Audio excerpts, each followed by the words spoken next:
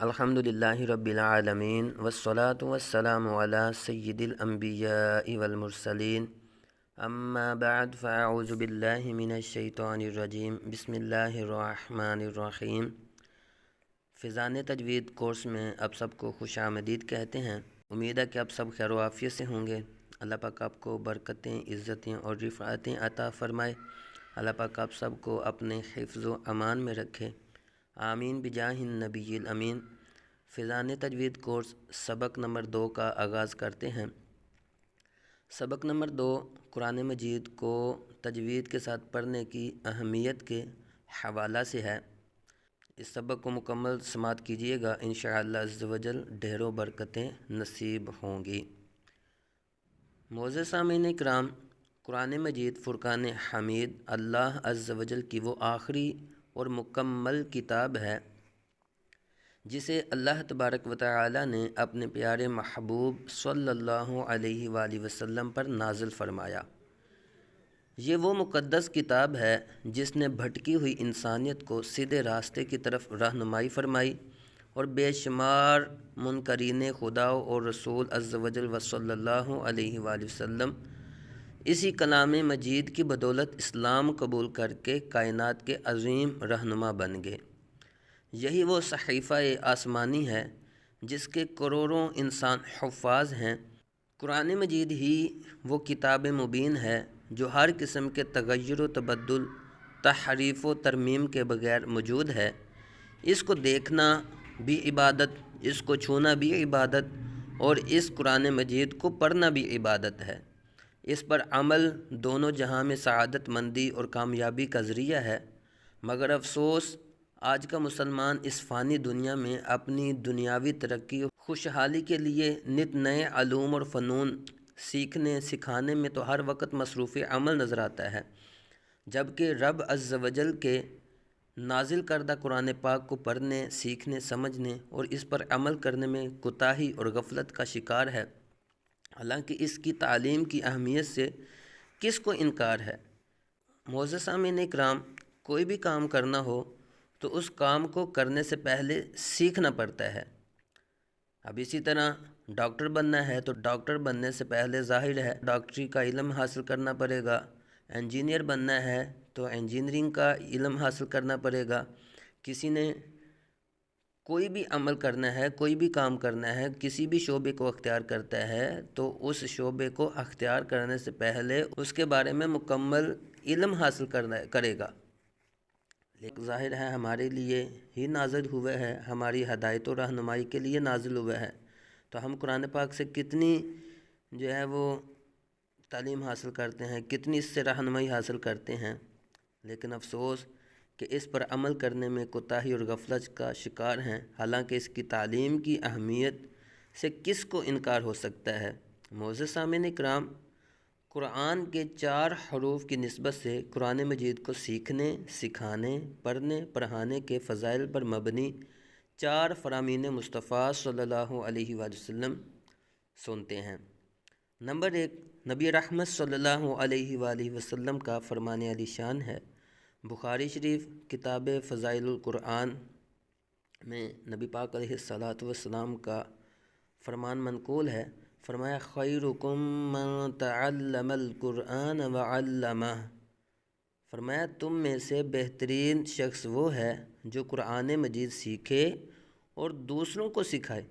حضرت سیدنا ابو عبد الرحمن سلمی رضی اللہ تعالیٰ عنہ مسجد میں قرآن پاک پڑھایا کرتے اور فرماتے اسی حدیث مبارکہ نے مجھے یہاں بٹھا رکھا ہے۔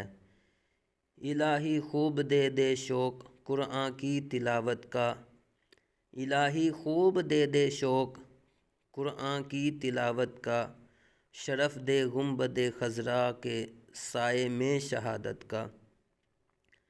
قرآن پاک کے فضائل کے متعلق دوسری حدیث مبارکہ ہے۔ فرمایا افضل العبادت قراءۃ القرآن، فرمایا افضل عبادت قرآن پاک کی تلاوت ہے۔ اسی طرح ایک اور فرمان ہے، نبی رحمت صلی اللہ علیہ وسلم کا فرمان عالی شان ہے۔ فرمایا من قرأ من القرآن حرفا فلہ عشر حسنات، فرمایا جس شخص نے قرآن مجید کا ایک حرف پڑھا اس کے لیے 10 نیکیاں ہیں۔ اسی طرح چوتھا فرمان فرمایا من تعلم القرآن وعلمہ واخذ بما فیہ کان لہ شفیعا ودلیلا الی الجنہ۔ فرمایا جس نے قرآن مجید سیکھا اور سکھایا اور جو کچھ قرآن پاک میں ہے اس پر عمل کیا، قرآن شریف اس کی شفاعت کرے گا اور جنت میں لے جائے گا۔ معزز سامعین کرام، قرآن مجید کو خلاف تجوید پڑھنے کی وعید بھی بہت ہے، جس طرح اس کے پڑھنے کے فضائل ہیں، لیکن اب پڑھنے کے فضائل ہیں تو یہ نہیں ہے کہ جیسے مرضی قرآن پاک کو پڑھ دیں گے۔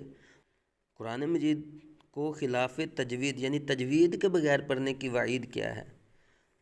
تعلیم قرآن کے فضائل پر بے شمار احادیث مبارکہ کتب احادیث میں موجود ہیں، مگر یاد رہے کہ یہ فضائل اور اجر و ثواب اسی وقت حاصل ہو سکتے ہیں جب کہ قرآن کریم کو درست تلفظ اور صحیح مخارج کے ساتھ پڑھا جائے، کیونکہ غلط طریقے پر پڑھنا بجائے ثواب کے وعید و عذاب کا باعث ہے، جیسا کہ حضرت سیدنا انس بن مالک رضی اللہ تعالیٰ عنہ فرماتے ہیں رب قارئ للقرآن والقرآن یلعنہ۔ فرمایا بہت سے قرآن پڑھنے والے ایسے ہیں کہ غلط پڑھنے کی وجہ سے قرآن ان پر لعنت کرتا ہے، یعنی کہ قرآن پاک کے تلفظ سے ہی ادا نہیں کرتے، قرآن پاک کے مخارج سے ہی ادا نہیں کرتے، پڑھ تو قرآن پاک رہے ہوتے ہیں لیکن غلط پڑھ رہے ہوتے ہیں، تو بجائے ثواب کے قرآن پاک الٹا ان پر لعنت کر رہا ہوتا ہے۔ اعلیٰ حضرت امام احمد رضا خان علیہ رحمۃ الحنان فرماتے ہیں اتنی تجوید سیکھنا کہ ہر حرف دوسرے حرف سے صحیح ممتاز ہو یہ فرض عین ہے، بغیر اس کے نماز قطعاً باطل ہے۔ عوام بیچاروں کو تو جانے دیجئے، خواص کہلانے والوں کو دیکھیے کہ کتنے اس فرض پر عامل یعنی عمل کرنے والے ہیں۔ میں نے اپنی آنکھوں سے دیکھا اور اپنے کانوں سے سنا، کن کو؟ علماء کو، مفتیوں کو، مدرسوں کو، مصنفوں کو، کہ قل هو اللہ احد میں احد کو احد پڑھتے ہوئے، اور سورہ منافقون میں یحسبون کل صیحۃ علیہم میں یحسبون پڑھتے ہیں، حالانکہ لفظ کیا ہے؟ یحسبون، تو یحسبون کو یحسبون پڑھ جاتے ہیں یا یحسبون پڑھ جاتے ہیں۔ ہم العدو فاحذرہم کی جگہ فاحذرہم یعنی کہ ہا کو حذف کر جاتے ہیں، ہا کی جگہ پر عین پڑھ جاتے ہیں، تو فاحذرہم کو فاحذرہم پڑھ جاتے ہیں۔ وہو العزیز کی جگہ وہو العزیز یعنی کہ زا کی جگہ پر زال پڑھ جاتے ہیں، بلکہ ایک صاحب کو الحمد شریف میں صراط الذین کی جگہ صراط الذین زینہ کی جگہ زینہ پڑھتے سنا۔ کس کس کی شکایت کیجیے، یہ حال اکابر کا ہے، پھر عوام بیچاروں کی کیا گنتی۔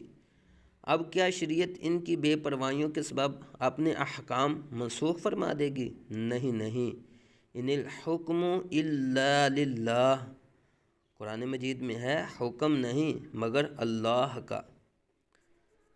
پیارے بھائیو،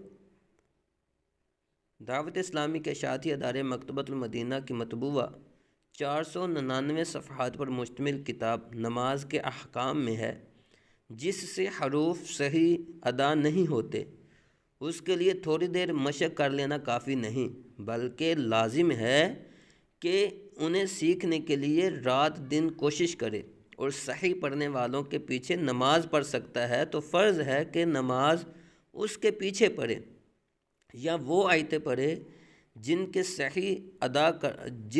حروف صحیح ادا کر سکتا ہو، اور یہ دونوں صورتیں ناممکن ہوں تو زمانے کوشش میں اس کی اپنی نماز ہو جائے گی۔ آج کل کافی لوگ اس مرض میں مبتلا ہیں کہ نہ انہیں قرآن پاک پڑھنا آتا ہے، نہ سیکھنے کی کوشش کرتے ہیں۔ یاد رکھیے اس طرح نمازیں برباد ہو جاتی ہیں۔ تو تو لہٰذا اپنی نمازوں کو بھی درست کرنا ہے، اور نمازوں کو درست کرنے کے لیے قرآن پاک کو بھی تجوید کے ساتھ سیکھنا ہے۔ فرمان امیر اہل سنت دامت برکاتہم عالیہ ہے، آپ فرماتے ہیں آپ نے قرات کی اہمیت کا بخوبی اندازہ لگا لیا ہوگا۔ امیر اہل سنت فرماتے ہیں واقعی وہ مسلمان بڑا بد نصیب ہے جو درست قرآن شریف پڑھنا نہیں سیکھتا۔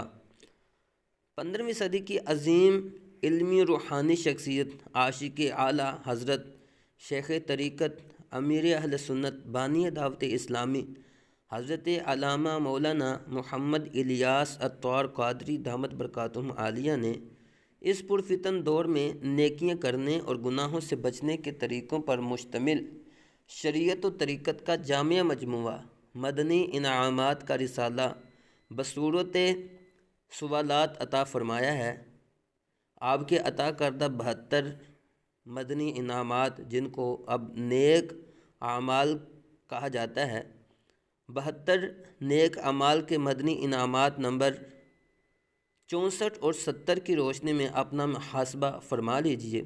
مدنی انعام نمبر 64، آپ فرماتے ہیں کیا آپ نے اذان اور اس کے بعد کی دعا، قرآن شریف کی آخری 10 سورتیں، دعائے قنوت، التحیات، درود ابراہیم اور کوئی ایک دعائے ماثورہ، یہ سب مخارج سے حروف کی درست ادائیگی کے ساتھ زبانی یاد کر لی ہیں؟ مدنی انعام نمبر 70، کیا آپ نے مخارج سے حروف کی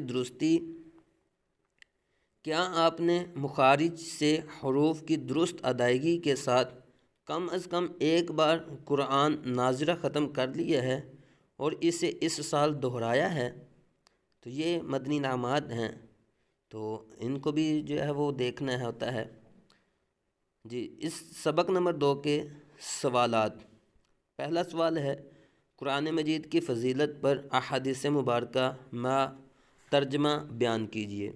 تو اس میں جو اوپر احادیث مبارکہ بیان کی گئی ہیں، جو 4 نبی پاک نور مجسم صلی اللہ علیہ وسلم کی احادیث مبارکہ بیان کی گئی ہیں، خیرکم من تعلم القرآن وعلمہ، پھر اس کا ترجمہ، پھر اسی طرح افضل العبادت قراءۃ القرآن، پھر اسی طرح باقی 2 حدیث مبارکہ۔ تو اس کے جواب میں اس کو جو ہے وہ دہرا لیجئے۔ اور پھر ہے سوال نمبر 2، قرآن مجید کو خلاف تجوید پڑھنے کی وعید کیا ہے؟ تو قرآن مجید کو خلاف تجوید پڑھنے کی وعید ابھی ہم نے سماعت کی ہے کہ حضرت سیدنا انس بن مالک رضی اللہ تعالیٰ عنہ فرماتے ہیں کہ رب قارئ للقرآن والقرآن یلعنہ، بہت سے قرآن پاک پڑھنے والے ایسے ہیں کہ غلط پڑھنے کی وجہ سے قرآن ان پر لعنت کرتا ہے۔ اللہ پاک ہمیں معافی عطا فرمائے اور درست مخارج کے ساتھ قرآن پاک پڑھنے کی توفیق عطا فرمائے۔ جی، سوال نمبر 3 ہے کتنی تجوید سیکھنا فرض عین ہے؟ تو یہ بھی اسی میں شامل ہے، کتنی تجوید پڑھنا سیکھنا فرض عین ہے۔ اعلیٰ حضرت امام احمد رضا خان علیہ رحمۃ الحنان فرماتے ہیں اتنی تجوید سیکھنا کہ ہر حرف دوسرے حرف سے صحیح ممتاز ہو فرض عین ہے۔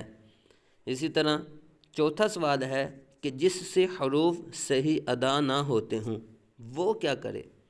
تو اس میں بھی بتایا گیا کہ اب اسے کیا کرنا چاہیے جس کو صحیح حروف ادا کرنے نہیں آتے۔